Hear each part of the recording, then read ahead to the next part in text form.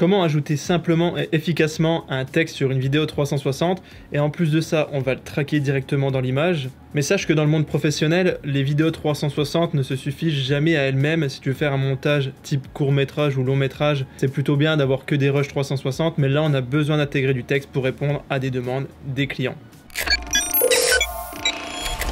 Grâce à cette vidéo, tu vas enfin pouvoir ajouter les informations importantes dans ton image 360 et je vais te donner comme d'habitude tout à la fin de la vidéo mon expertise et mes conseils. Donc on attaque tout de suite sur notre projet After Effects que tu vois juste ici. On a deux plans, un plan qui est sur trépied fixe et un plan qui est en mouvement. On va se servir de celui-ci à l'arc de triomphe pour faire notre test. Pour des raisons de simplicité, je vais réduire juste ce rush que tu vois ici pour que ça aille un petit peu plus vite pour ce tutoriel. On est parti maintenant, donc première chose, toujours précomposer le rush en question sur lequel tu veux mettre du texte. Par exemple, moi c'est ce petit morceau ici que je vais cliquer dessus, précomposition, et bien sélectionner, transférer tous les attributs pour qu'également ton rush ne fasse pas toute la longueur de ta séquence, mais qu'il fasse bien la longueur du rush en question. Maintenant qu'on a ce petit bout de rush juste ici, précomposé, il suffit simplement d'ajouter un montage 3D. Donc on sélectionne bien l'arc de triomphe qui est bien le nom de notre précomposition. On utilise également les modules externes, on verra ça dans une autre vidéo mais c'est toujours bien de le cocher. Et on ajoute un montage 3D. Comme tu vas le voir, on va avoir une vision 360. Si tu utilises l'outil Orbit, tu vas pouvoir tourner partout dans ton image.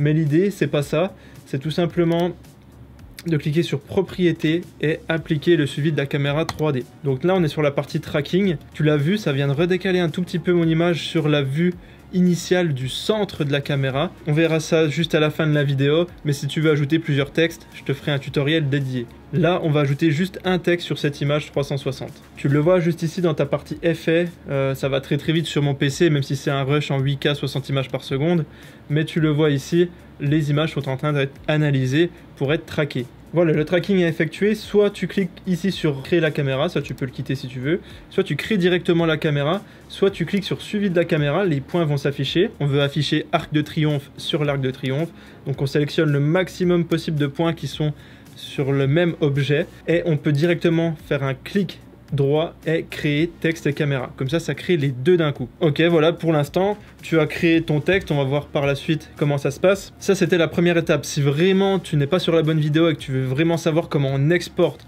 un montage 360, je t'inviterai à aller voir la petite fiche qui va apparaître juste ici, qui est très importante pour avoir le maximum de qualité sur tes exports, pour les réseaux, pour tes casques Oculus Quest 2 par exemple, ou même pour faire un master. Ok, on poursuit tout de suite sur le chapitre 2. Ok, donc maintenant que tu as ton texte, on le sélectionne, on va taper arc de triomphe. Hop. On va le mettre comme ceci. Très important, ne jamais déplacer la position, plutôt bouger le point d'ancrage. Et si tu veux faire des modifications de taille, tu peux modifier la taille sans aucun souci. Alors le point d'ancrage, tu vois, si tu veux bouger légèrement ton texte, il n'y a aucun souci. Je t'invite à jamais le bouger de trop, sinon ça va pas fonctionner correctement. Moi je vais le mettre à peu près ici. Tu peux modifier également la rotation parce que moi je trouve qu'il est pas tip top. Voilà, comme ceci.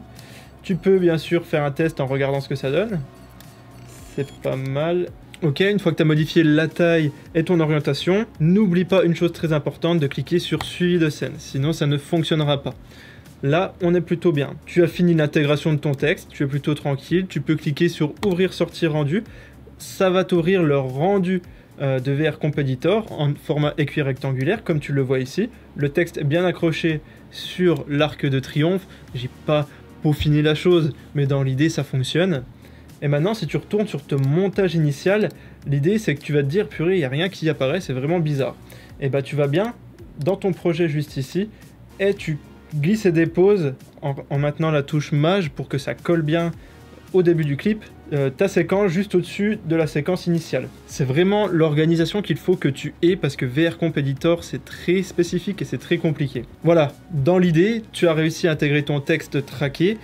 Si tu veux vraiment devenir un expert avec moi chez Immersive Ambition, je t'invite à te former. Le lien est encore une fois dans la description. Le centre Immersive Ambition, c'est des formations de 35 heures en présentiel, 100% finançables. Et le point le plus important que je voulais te préciser dans cette vidéo, c'est que la formation est adaptée à tes besoins. C'est-à-dire que si tu veux être formé pour faire de la vidéo 360 pour un lit parc animalier par exemple, eh ben c'est possible, on ira directement sur le terrain pendant la formation. Bien évidemment, ça dépend du nombre d'élèves, mais les sessions sont en très petits groupes, donc n'hésite pas à checker. On poursuit tout de suite sur mes conseils et mon expertise. Première chose, ne jamais bouger ton angle de vue quand tu es en train de faire tes points de tracking.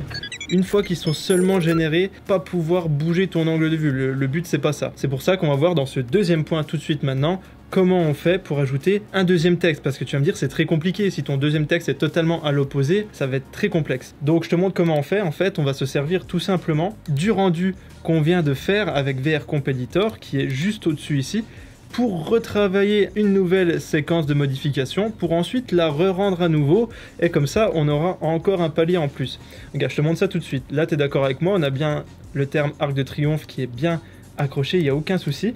Je prends bien cette sortie qui s'appelle sortie VR2, je reclique dessus et je la reprécompose, donc n'hésite pas à être très bien organisé, un peu mieux que moi ici. Je tape VR dans mes effets, je prends sphère de rotation VR et je l'applique sur cette composition là, sur ce rendu, pour pouvoir faire pivoter l'axe panoramique qui est juste ici, pour mettre le buste bien au centre. Une fois que tu as fait ça, tu précomposes encore une fois ton image pour pouvoir t'en servir encore une fois avec le VR Comp Editor. Donc là, on y va, ajouter un montage 3D, on prend bien le 2 et on fait exactement pareil. Comme tu le vois ici, c'est le buste qui est passé dans cette image en 16/9 en 1920 par 1080, il est bien au centre de mon image, donc c'est beaucoup plus simple de le traquer. Donc là on recommence, tu vois que ta deuxième modification avec VR Comp Editor elle est ici, fais attention, c'est dans l'ordre alphabétique et pas dans l'ordre chronologique dans lequel tu l'as créé. Et on recommence, propriété, et on fait un tracking. Tu le vois ici, ça travaille encore à nouveau. J'en profite le temps que ça charge pour te dire la troisième astuce. Tu vas voir sur ton VR Comp Editor, au bout d'un moment, tu n'auras plus de place parce que tu auras mis beaucoup trop de séquences à modifier. Et ça, c'est le gros problème, le gros défaut que tout le monde dénonce sur tous les forums de chez Adobe, c'est qu'une fois que tu as blindé le VR Comp Editor, si tu fais un montage assez long, tu vas être bloqué. Donc je te montre tout de suite comment ça se passe. Donc tu vois, je te le remonte juste ici, là tu en as deux, mais imagine que ça descend encore plus bas. Tu auras beau avoir l'écran le plus grand du monde, crois-moi, j'ai tout essayé, il n'y a aucune solution. Donc je vais juste laisser le chargement pour t'expliquer comment ça se passe. Donc tu vois dans ta séquence projet, ici, ça crée en fait une séquence de modification et une séquence de sortie à chaque fois que tu crées quelque chose dans ton VR Comp Editor. Comme tu vas le voir juste ici, il y en a une deuxième qui vient de se créer ici, celle que je viens de lancer justement. Et tu vois, on a toujours ce nom sortie VR2 qui apparaît. Donc tout simplement, si tu veux faire disparaître quelque chose, par exemple, faire disparaître celle-ci, tu fais renommer, tu enlèves le mot sortie VR2, tu mémorises bien comment c'est écrit. Moi j'ai l'habitude, ça fait 5 ans que je me sers de cette technique. Et quand tu vas passer ici, hop, ça va disparaître. Voilà, ça c'était la petite astuce pour vraiment gérer facilement ton VR Comp Editor et pas être surchargé. Donc on retourne bien évidemment sur notre séquence de modification juste ici. Tu vois, on a bien nos 3 petits points qui sont sur le bus. Alors, pour que ce soit net et précis, je vais choisir des points qui sont assez efficaces, qui sont que sur l'objet en question, comme ces 3 là. Et là, cette fois-ci, je crée encore un texte et une caméra, qu'on va nommer bus. Hop, avec le raccourci S, on baisse un peu la taille. On va le réorienter en tapant R pour un petit peu le mettre dans le même sens que le bus. Hop, voilà, tu regardes ce que ça donne.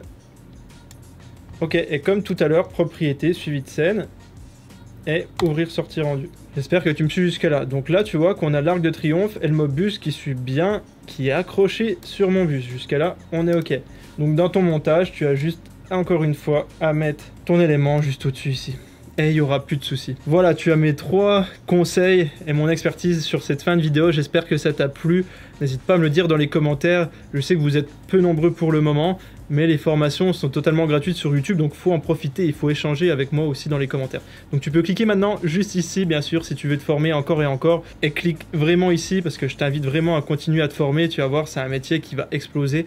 Et clique juste en dessous, ici, si vraiment tu veux voir la toute dernière vidéo sur la chaîne. Allez, clique tout de suite ici.